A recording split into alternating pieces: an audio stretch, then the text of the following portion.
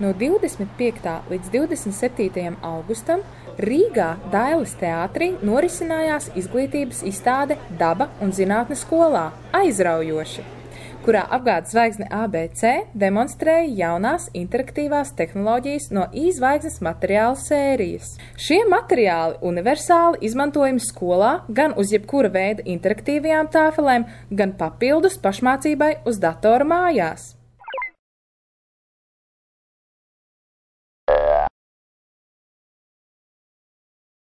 I-zvaigzne sērija – tie ir ilustratīvi bagāti materiāli ar plašām interaktivitātes iespējām, kuras skolēniem mācību procesu padara aizraujošu.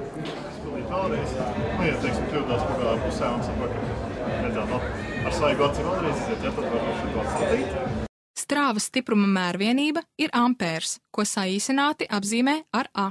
Novēro, kā reaģē ampērmetra skala. Materiāli būs pieejami 2011. gada rudenī.